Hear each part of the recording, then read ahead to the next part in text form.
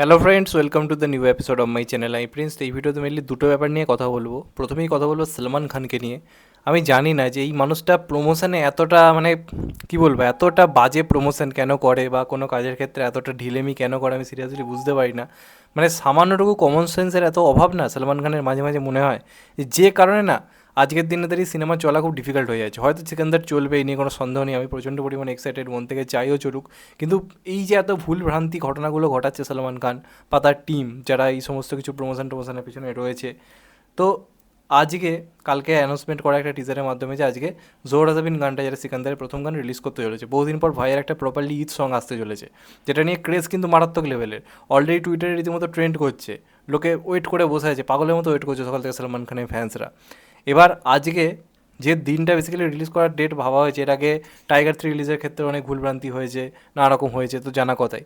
তো আজকে আমি জানি না সলমান খান খেলা টেলা খবর রাখে কি না, আদৌ দেখে কি না। আজকে ইন্ডিয়া ভার্সেস অস্ট্রেলিয়ার সেমিফাইনাল ম্যাচ, এত ইম্পর্ট্যান্ট একটা ম্যাচ। ক্রিকেট প্রত্যেকটা মানুষের ইমোশন। তো সেখানে থেকে নিউট্রাল যে অডিয়েন্স, সলমান খান ফ্যান্স বাদে, তারা দেখবি, খেলা যে পজিশনেই থাকুক না কেন তারা দেখবি, তারা ফ্যান্স। সেটা বাদে নিউট্রাল যে অডিয়েন্সের একটা গান নিয়ে এক্সাইটেড থাকবে, তো সেই গান কোথায়? আজকে যখন আনার ডেট আনা হয়েছে, এটা জানার পর ইন্ডিয়া ভার্সেস অস্ট্রেলিয়া খেলা রয়েছে, তাহলে খেলাটা শুরু হওয়ার আগে আনো। এখন বাজে, আমি এখন ভিডিও করছি 1:15, এখনও পর্যন্ত গানটার কোনো নামগন্ধ নেই। এবার দেখা যাবে দুপুর 3:30টার সময় ইন্ডিয়া ভার্সেস অস্ট্রেলিয়া ভালো খেলা হচ্ছে একটা, এদিকে এদিকে তখন হয়তো গান রিলিজ করবে, নয় সন্ধেবেলা। এবার এদিকে সলমান খান নাক ডেকে ঘুমোচ্ছে। এগুলো কেন? একটু একটু সকালে দিয়ে গানটা আনা যেত না অন্তত আজকের মতো দিনে? কালকে রিলিজ করতো, যখন খুশি আনুক, ঠিক আছে। আজকে ইন্ডিয়া ভার্সেস অস্ট্রেলিয়া খেলা, খেলা ছেড়ে লোকে কেন এখন গান দেখতে বসবে, যেখানে সিনেমার ক্রেজ আস্তে আস্তে আজকের দিনে দাঁড়িয়ে কমছে। আশা করছি যে 1 ঘন্টায় তো 1 মিলিয়ন 2 মিলিয়ন ভিউজ হয়ে যাবে, রেকর্ড হয়ে যাবে। কী করে হবে? মানুষ তো মানে বিজি থাকবে পুরোপুরি খেলা দেখতে। আর এরকম একটা ম্যাচ ছেড়ে, একটা ইন্ডিয়া ভার্সেস অস্ট্রেলিয়ার মতো একটা ইম্প্যাক্টফুল ম্যাচ, সেটা ছেড়ে মানুষ কেন দেখতে যাবে? তাহলে সেই জিনিসটা শুরু হওয়ার আগে আনো, সকাল 10টা 11টা 12টা 1টার মধ্যে আনো, সেগুলো কোনো ব্যাপার নেই। এবার ঠিক খেলা শুরু হবে, মানুষজন ব্যস্ত, তখন গান রিলিজ করবে। তাহলে কী করে সেই গানের হাইপ বা রিচটা বাড়বে? কী করে হবে? এইগুলো তো সামান্য কমন সেন্সের ব্যাপার। তো জানি না গানটা কখন রিলিজ করবে, এখনও পর্যন্ত কোনো মানে টাইম এখনও পর্যন্ত জানানো হয়নি, তো জানি না কী হবে। আর অপরদিকে আরেকজনও যে প্রমোশনের ক্ষেত্রে মানে নিজের কাজের ক্ষেত্রে একটুখানি প্রমোশনে ঘাটতি রাখে, এই নিয়ে কোনো সন্দেহ করার জায়গা নেই। জিদ্দার সব বলে জিদ্দা নিজের প্রমোশনে ঘাটতি রাখে যখন জিদ্দার নিজের কাজ আসে, কিন্তু নেটফ্লিক্সের যখন কাজ আসছে, জিদ্দা কিন্তু পুরো একদম নড়ে চড়ে বসে প্রমোশন করছে, এবং সঙ্গে বুম্বাদাও মারাত্মক লেভেলে প্রমোশন করছে। এবং তোমরা বলো, শেষ কবে নেটফ্লিক্সে কোনো সিরিজের জন্য এত হাইপ দেখেছো?